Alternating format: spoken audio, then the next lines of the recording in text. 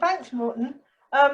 Obviously, we are looking for support. We're looking for people to spread the word. We're looking for people to put us in contact or put yourselves in contact with groups of young people or people who can help us utilise this tool with young people.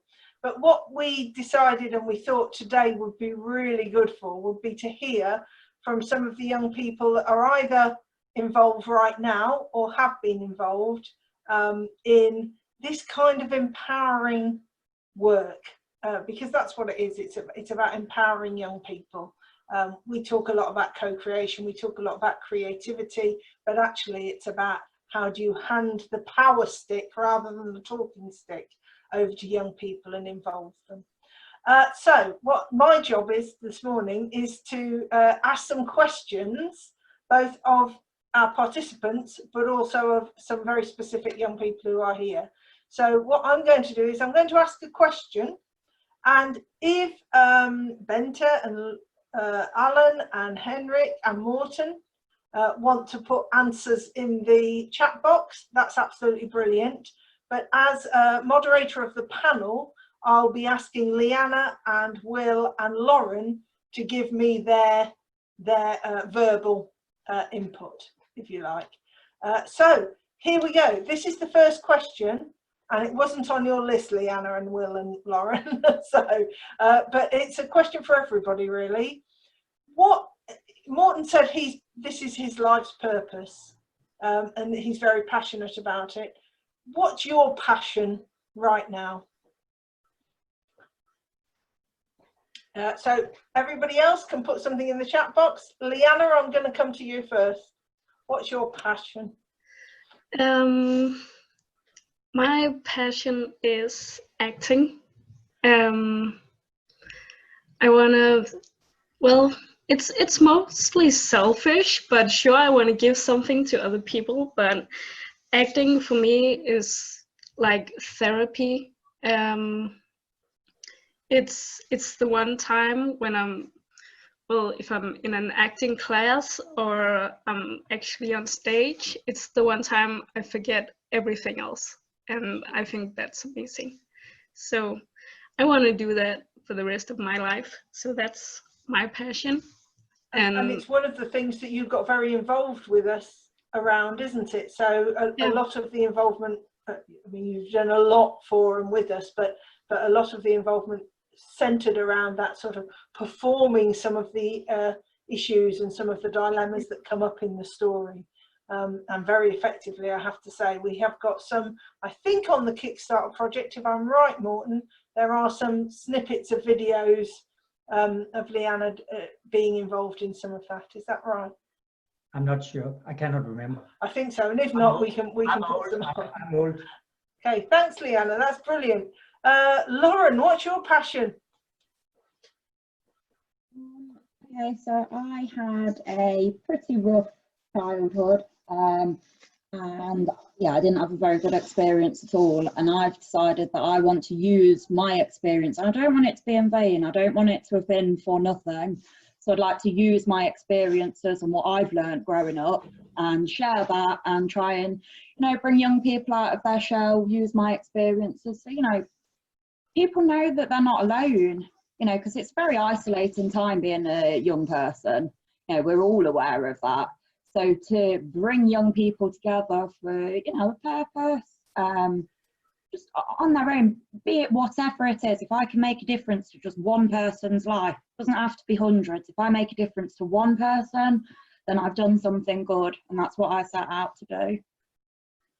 That's fantastic, thank you. That's really, really very altruistic as well of you. You know, you're giving of yourself, aren't you? Which is brilliant. Will, let's have your answer. What's your passion, Will? I feel like I'm going really cliche compared to the last two answers that have been given, but just to see someone win something, if that makes sense, even if it's something very tiny to them, if I've helped them realise that or I've helped them win that, then it's almost the fact that they've won, I've won. So it's part selfish but part not, because it's helping them win, then I've won, and then it just helps move everything forward, if that makes sense. There's a saying, isn't there, about enjoying other people's success. And I think you're talking about enabling and enjoying other people's success. So that's what makes some of us feel that we've succeeded if other people succeed. Yeah, sounds great. Okay, have we got any answers in the chat box, I wonder? Let's have a look. No, nobody else is being a safety net, Alan, thank you. Okay, yeah, a little bit like Will and Liane and Lauren have talked about, being there for young people, being there for people who maybe have struggled or had some difficulties. Okay, and of course, that all those things that we're talking about sit behind Changemakers as well. So, you know, for us, it's very much about getting that story out and that workbook out to young people so that they can have that opportunity with people like yourselves to explore and feel that they can succeed with something, that they don't have to give up on those dreams and those goals. Okay, so I'm going to move on to our next question. So one of the things I think several of you alluded to is that as you were younger, you know, your experience of being young has influenced what you've now chosen to do and what you're now going forward with. So the question here is, what was the best thing and maybe the worst thing at the same time? So both sides of the coin. What was the best thing about being young for you? If you are still young, what is the best thing about being young? And what was the worst thing? Yeah, so what were the balances? And obviously we're not looking for, if people don't want to share, you know, particular experiences, that's absolutely fine. We're not looking to sensationalize anyone. Shall we go in the same order? Let's go for Liane first. Sure. Well, I guess I'm still young, or a young adult anyways. I'm 25. But as a teenager, I think the best thing was, and excuse my language, that I didn't give a fuck about people that didn't like me. I really wanted to be different in the way I acted and the way I dressed. And it was also about attention, but it was also about being exactly who I wanted to be, though I wasn't completely sure who I was at the time, but I had an idea about who I wanted to be. And I thought it was so cool. I lived in a town where everyone was just similar at this point, so I thought it was the coolest thing when I was walking down the street in my emo punker clothes and people riding past me on their bikes almost fell off because they were busy looking back at me. And I thought it was so cool. The worst thing, well, I haven't had an easy upbringing either. The worst thing, well, I don't know, because all the things I've been through have made me who I am, so I'm not sure I would. Yeah, I'm not sure. Actually, maybe some of those things at the time, and that shows a great sign of maturity, that you've seen the things that weren't great and used them to shape and change your life. So that, you know, that's exactly what we hope young people do, because there's no getting away from the fact that there are some horrible experiences being young, aren't there, for some people, and we want to turn those around to help them move forward. So I think, you know, you're a great example of that, Liane. Will, what was your best thing and worst thing about being young? My best thing was freedom, I think, compared to what I have now. Not that I don't have any freedom, although the government won't let us have total freedom yet. Yeah, it was just going anywhere, doing anything, like just relaxing, doing whatever we wanted. But then I suppose that's where my worst thing about growing up would come from, is because that was sort of the attitude I adopted. We like did some antisocial behaviour locally, and although I didn't want to do it, I knew it was wrong.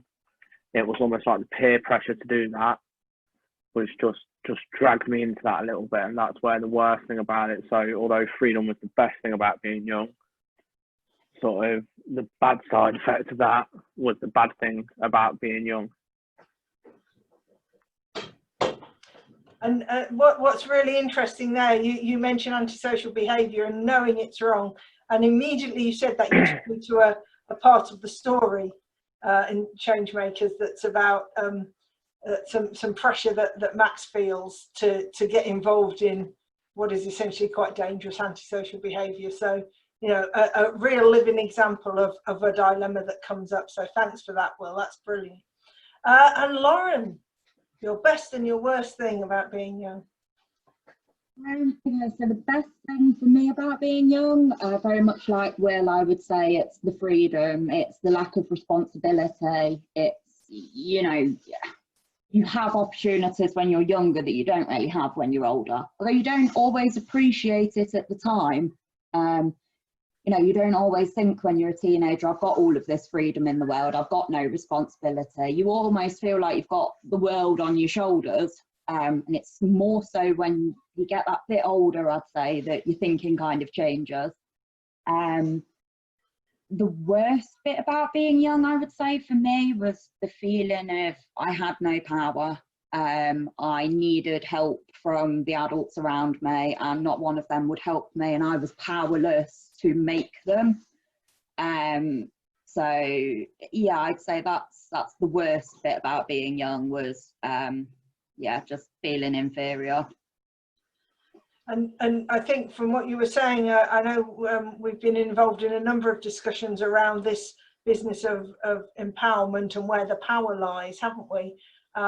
And what I find really interesting about that is that whole thing of how much support is there for young people who are in that situation. So if you don't feel that you have any power at all, that you can't make someone even listen to you or change something, how much, you know, how much support is there around for people? And that leads really nicely. So thank you, Lauren. On to my next question. And again, everybody else can put answers in the chat box and we can see over here. And that's really about, it's about support.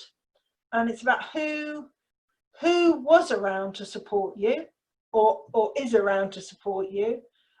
Or because sometimes those people aren't in actual physical bodies, sometimes we find that inspiration from a character or somebody that maybe have been a role model, or somebody that's in the news that we see, that we think, yeah, they've got what I could use to empower myself and to make a difference. So so that's the question, right? Who inspired you or who supported you, and what kind of role model were they for you? Shall we go backwards now? Let's do it the other way around. So Lauren, do you want to go first?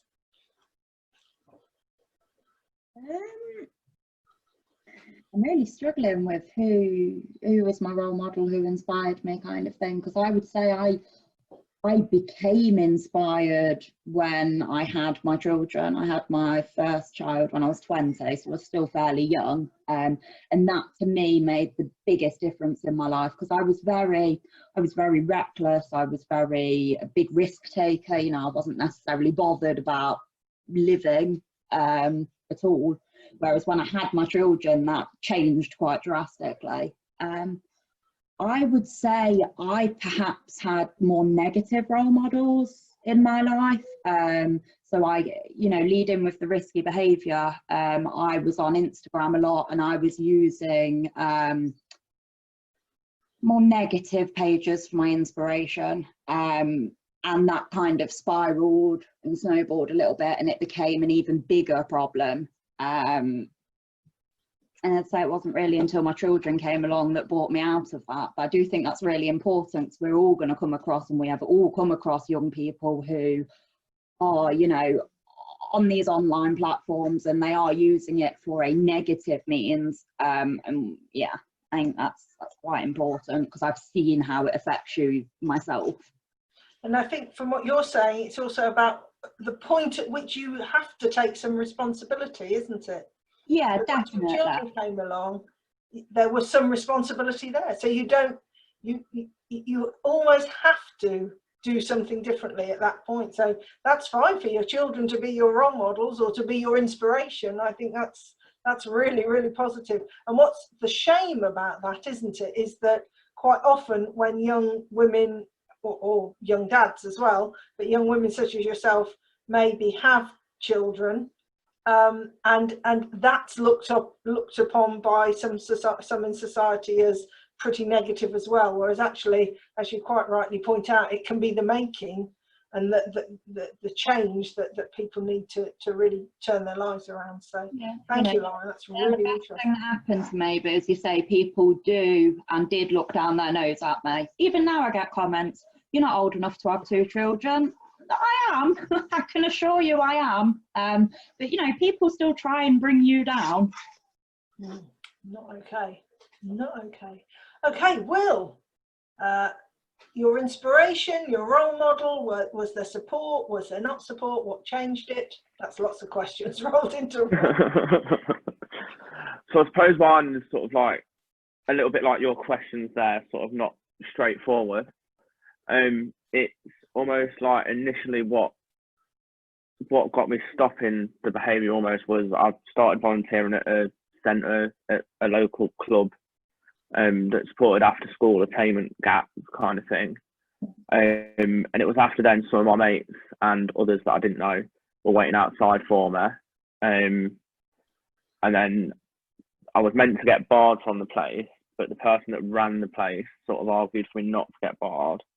So I was able to carry on, and then it was almost like there's someone that actually thinks that I am good kind of thing. And then walking home one night from that place, I then met like a detached youth worker, and sort of like that was almost somebody else.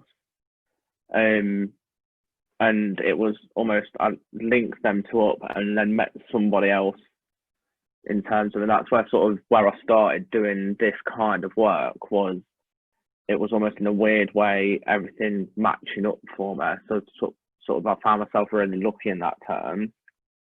So yeah.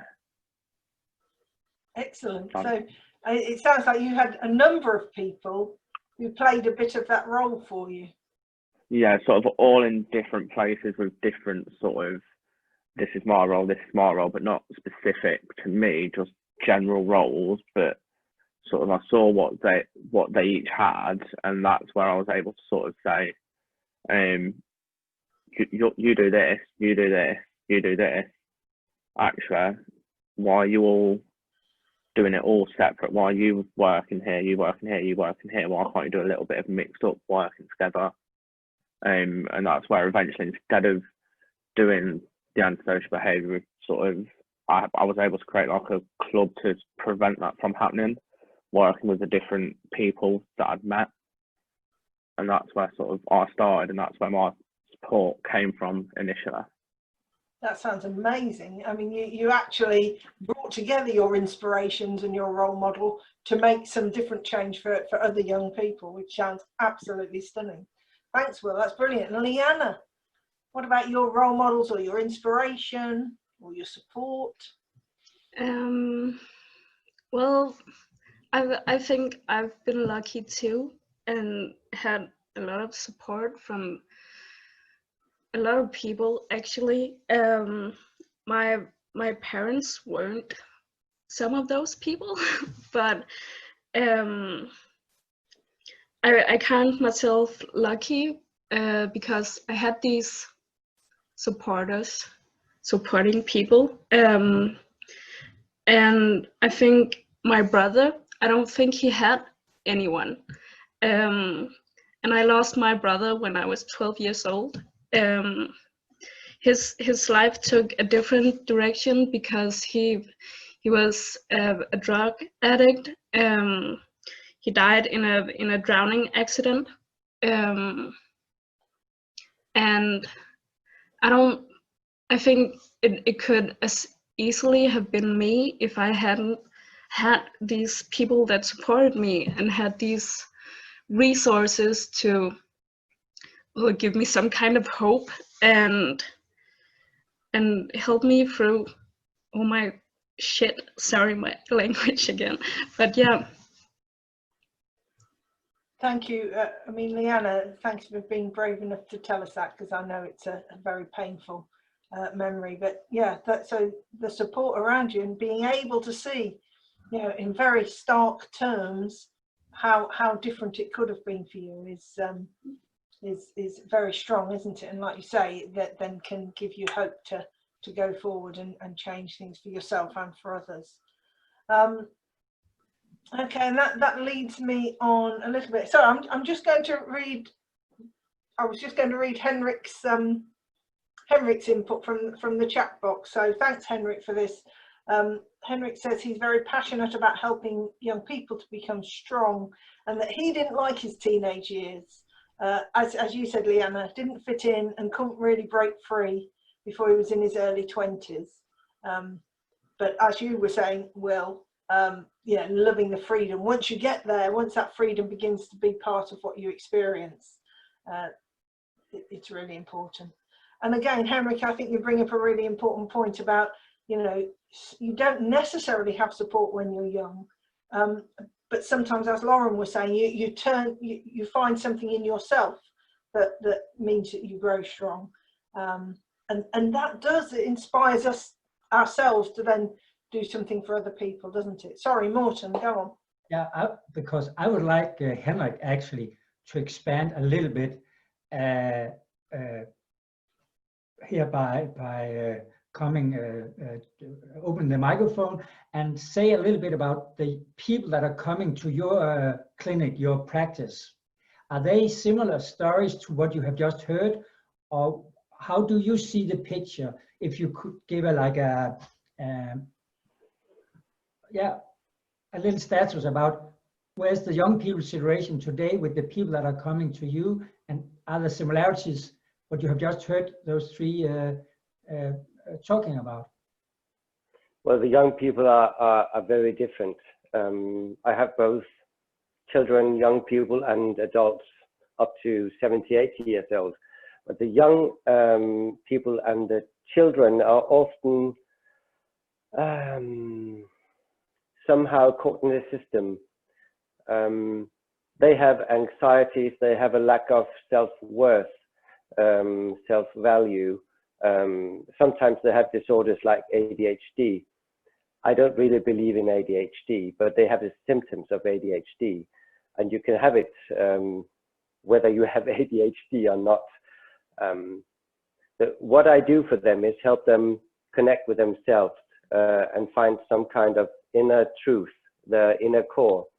And once they have connected with themselves and found that inner truth, they feel better about themselves, and they cope much better with what is around them. And of course, I help them with finding tools in themselves, how to communicate better and how to cope with everything that is around them. And very often, if children are here and have a session, the parents are here also. And it's very good for the parents to hear what happens between the child and me and what the child is saying, because they discover new sides and new things in their child. They hear things that they never heard before. So they find better ways to help their child and make it stronger. Yeah, but they have. I think it's very much a group thing, because if you create healthy groups in schools and in your free time, and you are part of a healthy group, you automatically get supporters. You get supporters your own age. You get healthy individuals around you that support the one that you really are, instead of supporting actions that might not be healthy for you. I heard that some of you had some experience with coping or acting in a way that is not healthy for you or your surroundings. And of course, that's a way of screaming for help somehow when we do that. It's not helping us, and it's not helping the people around us. But if we get better at creating the healthy communities, we learn both to discover the good in ourselves and the good in others. I think that would be great, and that's why I'm sitting here today, because I'm very curious about what we're able to do.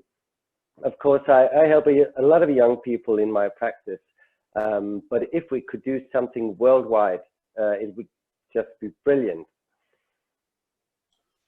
Fantastic, thank you. So, and what you've just reminded me of, Henrik, is another Henrik who I talked to, who couldn't be here, who worked with Liane for a little while on the project, and he couldn't be here today, but I recorded something with him the other day. What I'm just going to play you is about a minute of that interview, because, and I feel this is the right time, because Henrik, you're talking about individuals kind of listening to themselves, I guess, apart of, not just about the group, but about an individual young person kind of making mistakes, but learning from them and listening to what they think. And so I'm just going to share that with you now. Hopefully it will work on share screen. And she says, where's it gone? I have to find it first.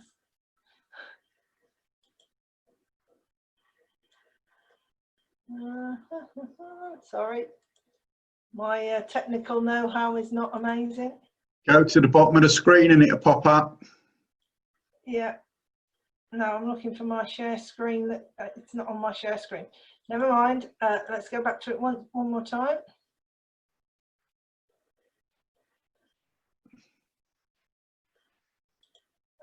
Come on. Where is it? Where is it? Where is it? It doesn't want to show me it at the moment. Sorry. Never mind. We'll go back to that in a moment when I can. It's on my screen, but I can't find the bit of the screen to share with you. So, but we'll go back to that in a moment, and we'll ask a similar question to the one that got me that answer from the other Henrik.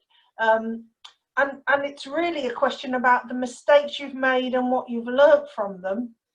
But within that question, what I'd like you to do is, if from those mistakes and from your learning, you think there's a piece of wisdom you'd like to pass on, we'd like to know what that is, really. And again, it doesn't have to be brilliantly put, eloquently put. It just needs to be, I think, as you've been brilliantly demonstrating to us, from the heart. So should we start with Liane? Is that okay, Liane?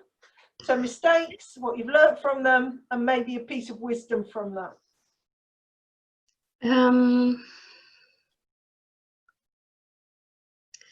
Well, I don't like the word mistakes because it's always a lesson somehow. But I think I would say that my mistake would be that that I let other people decide for me, decide what I was supposed to be or how I was supposed to act. And of course, with all the things I've been through, it's clear that of course they could just walk all over me because I didn't have any self-esteem or thought very highly of myself. But I've learned with years of therapy and whatnot to finally be comfortable with who I am and actually stand up for being me and not how should I say it, and not care as much about the stupid boxes in society and whatever. Oh, you're kind of overweight, you can't be an actress. Fuck you, of course I can. So yeah. Fantastic, excellent, and a great role model yourself. That's a brilliant bit of wisdom to pass on, I suspect. Will? mistakes you've made, what you've learnt from them, and a brilliant piece of wisdom. It's not much to ask on a Sunday morning, is it? I think I'd be a little bit similar, because sort of when I was younger, I did all this great stuff. I got to the point, finished college, and I just got a part-time job that then ended up in me being a deputy manager at a store. And I was a bit like, look, to my manager, I was like, look, I need to go. I want to go to uni. I want to like realise my potential. And for months and months, I got told sort of university will do nothing for you. Just stay here, you'll be able to progress. And it took a good 2-3 years later, after I'd managed the store for many, many years, for someone to steal quite a substantial amount of money from under my nose, for them to then put part blame on me, for me to realise, actually, I've been trying to manage this and keep this going for you, the littlest thing that's gone wrong, and you're not giving me any support. And that's where I was almost like, I knew where my passion was, I knew what I wanted to do, but I've let somebody tell me no, to the point where then I was going to, but then I felt guilty, because I felt I would have let other people down if I didn't manage and run that store. So then I kept on doing it, and then I was just making ends meet. And as my old manager used to say, sort of, you're just a cog in the wheel, get on with your job, don't worry about anything else. So it was just being told that and believing that. And then I did eventually decide, screw this, after that incident happened, I'm going away. Sort of, I've gone away, and just, I'm like, what else? What else can I do now? I want to sort of, almost like Charlie in the Chocolate Factory, I want to go through that chocolate roof. But yeah, my mistake would be listening to not the wrong people, because at the time it was someone that inspired me, I suppose. But further down the line, sometimes you've got to break off and do what you want. Excellent, thank you. You know, again, a brilliant example of both listening to yourself and thinking about what you, the path you really want to follow, isn't it? So again, you know, a brilliant message there. And Lauren.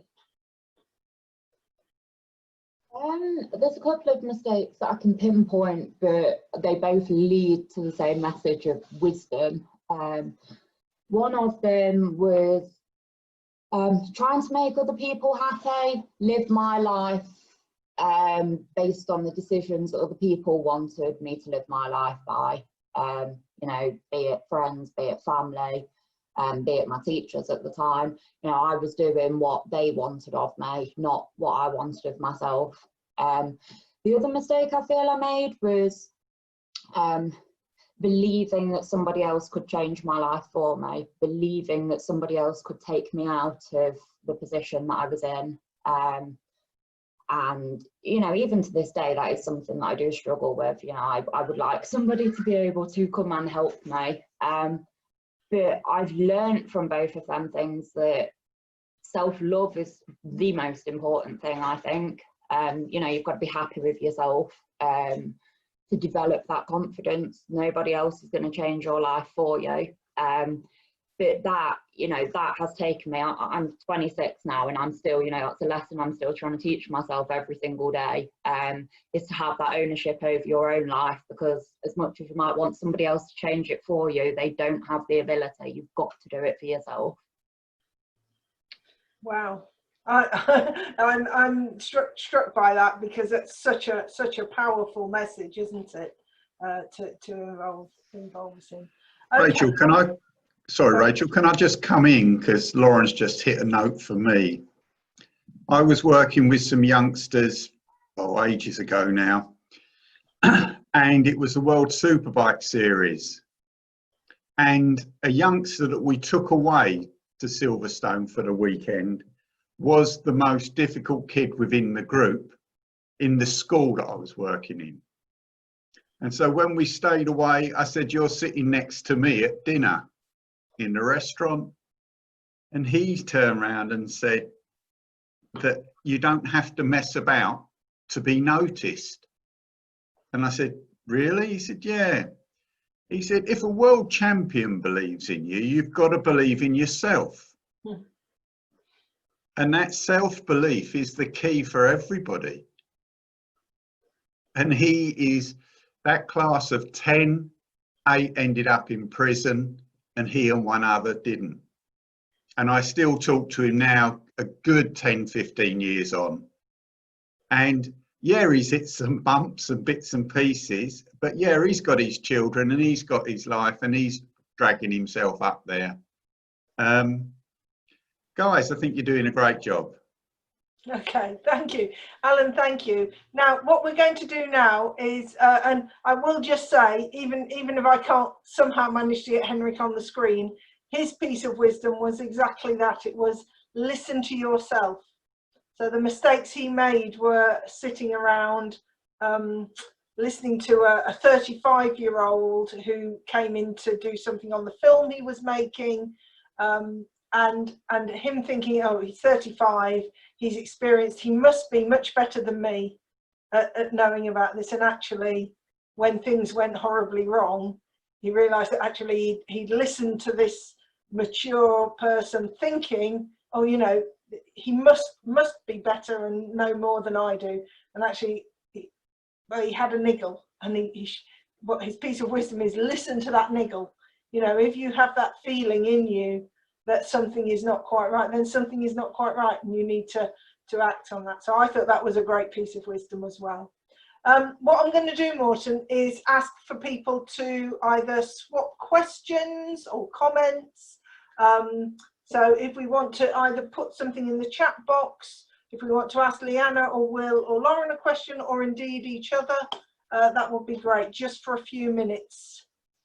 All right, so have we got any hands or things in the chat box? And then we'll, so a bit more of a question and answer session. Or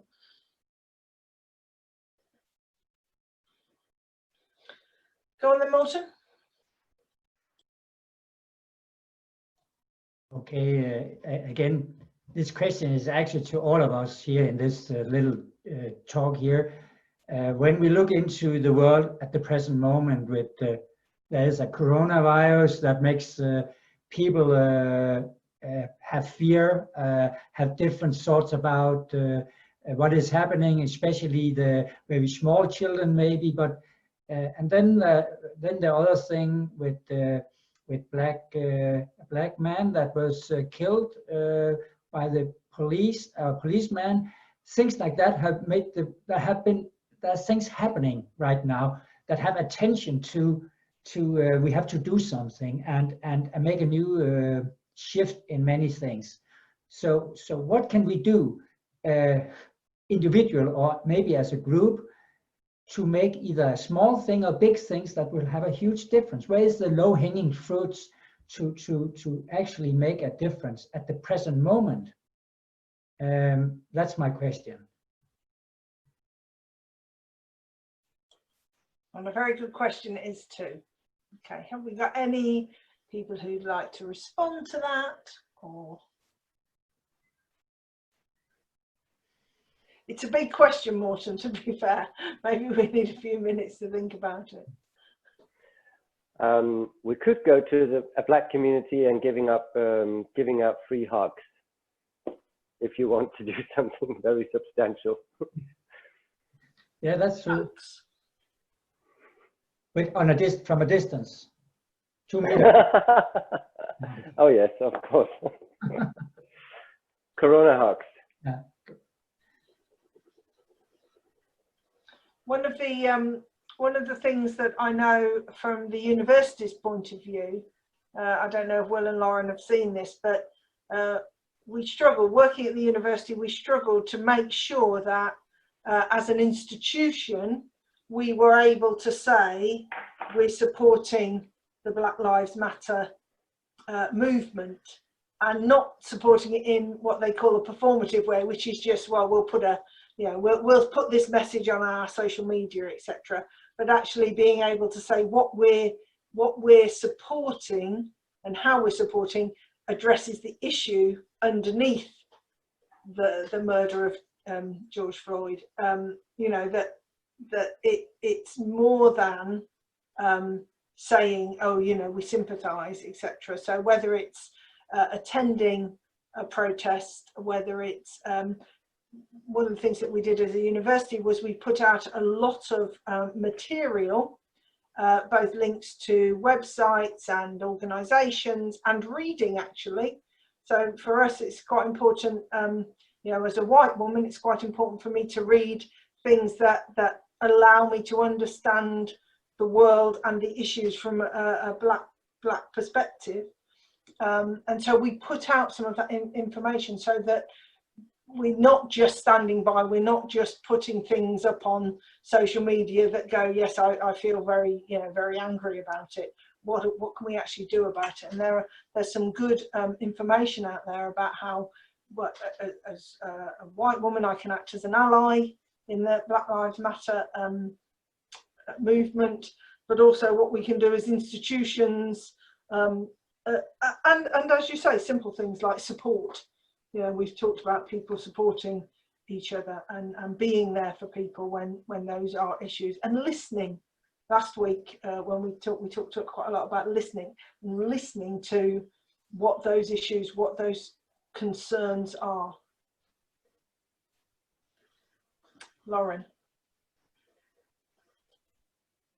Just going off the back of that, I would say that us lot as white people, we're not necessarily going to change the world with our actions, but being, you know, if you're in a youth centre and you've got an individual who wants to have a chat about it, you know, as you say, just being present, being able to listen to them. You know, I'm seeing all over the place at the moment the argument of all lives matter. You know, and that's getting things very, very heated because, you know, no one's disputing the fact that all lives matter. But at the moment, you know, the problem is we are fighting for, you know, there's massive inequalities all around the world, but, you know, specifically in America, we're seeing it at the moment. You know, having that conversation with young people, you might be the only person that actually has that and, you know, agrees that, yes, Black Lives Matter, the movement is so important, rather than coming back at them with, well, all lives matter. So I think, you know, even if you are just that one person who can do that, you might, you know, that can throw up all sorts of different things, and that might inspire young people to create their own movements, kind of thing. And just being that individual who is prepared to listen to what's important to them. Yeah, I think that can help. I think you're right. Thank you. I think that's really important to recognise that. Henrik, are you wanted to make an input? So you might. Well, I'm just thinking. I like the the narrative "All Lives Matter" because it's somehow much more important than Black Lives Matter. And the unity between all colors is very important. So we don't have different groups of people, black people, white people, talking about everyone matters. If we could, we should help young people make groups with all colors, help them stand together worldwide. That would be a perfect new direction. A group without colors. Sorry, can I go first, Lauren? Henrik, I agree with you. And my first question was, all lives matter. But I think what Lauren was saying is we need to look at it through the lens of the black person first, or the person of colour, and then on to all. It's a stepping stone. Yes, I think that's true. It is. Sorry, Lauren. Yeah, I agree. One of the things that I think this brings up for me is, and I know Morten, you were asking about things now. So you're asking about the coronavirus, you're asking about the situation in America, you're asking. But one of the things that it brings up for me is that these issues are not new. These issues have been addressed in the story and in Changemakers. Not quite in exactly this way, but there are several scenes and aspects of the story which young people work through, which are to do with both inequity, inequality, discrimination and racism. So, you know, those issues are there, and they are there for young people to explore.